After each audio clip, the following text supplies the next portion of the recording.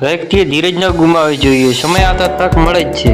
સફળ થવા માટે વ્યક્તિએ ધીરજ રાખવી ખૂબ જ જરૂરી છે. ધીરજ ખૂટી જતા વ્યક્તિ નિરાશ થઈ જાય છે, પણ ધીરજ રાખનાર વ્યક્તિ જીવનમાં અવસર જરૂર આવે છે.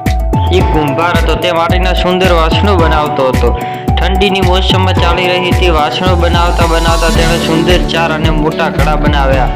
આ ઘડા સુંદર હતા, છતાં તેને કોઈ ખરીદતું ન હતું.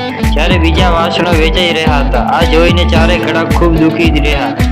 તેઓ પોતાની જાતને નકામા સમજવા લાગ્યા. તેઓ ઉદાસીને એક સાથે વાત કરવા લાગ્યા. પહેલો ઘડો બોલે કે હું સુંદર મૂર્તિ બનાવવા માંગતો હતો, જેનાથી અંબેના ઘરની શોભા વધારત. લોકો મને ધારીને નિહાળતા અને હું ગર્વ અનુભવત, પરંતુ હું ઘડો બનીને રહી ગયો અને મને કોઈ પૂછતું નથી. બીજો ઘડો બોલ્યો કે નસીબ મારું પણ ખરાબ છે. હું કોડિયું બનાવવા માંગતો હતો, જેનાથી લોકો રોજ દીવો પ્રજ્વલિત કરતા અને ચારે બાજુ અજવાળો ફેલાઈ જાય. ત્રીજો ઘડો કે મારું નસીબ પણ ખરાબ જ છે. હું પૈસાને ખૂબ પ્રેમ કરતો હતો અને હું ઘડો બનવા માંગતો હતો. લોકો મારા પૈસા ભરત અને મને ખૂબ મજા પડત, પણ હું તો ઘડો બનીને રહી ગયો. આ વાત સાંભળીને ચોથો ઘડો હસવા લાગ્યો. ત્રણેય ઘડાને ચોથા ઘડાને વ્યવહાર ગમ્યો નહીં. તેઓએ તેને પૂછ્યું કે તને કોઈ ખરીદતું નથી, તું દુઃખી નથી?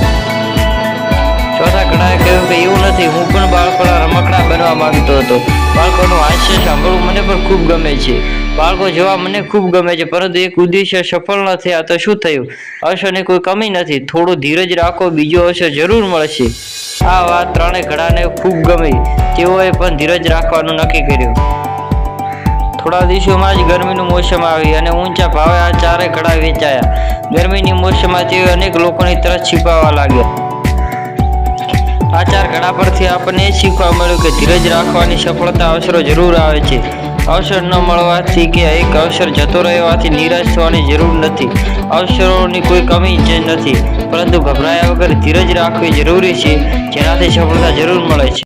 હેલો મિત્રો, તમને જો આ વિડીયો ગમ્યો હોય તો ચેનલ સબસ્ક્રાઈબ કરી નાખજો, કેમ કે આ પ્રકારના વિડીયો તમને ફક્ત આ ચેનલ પર જ જોવા મળશે.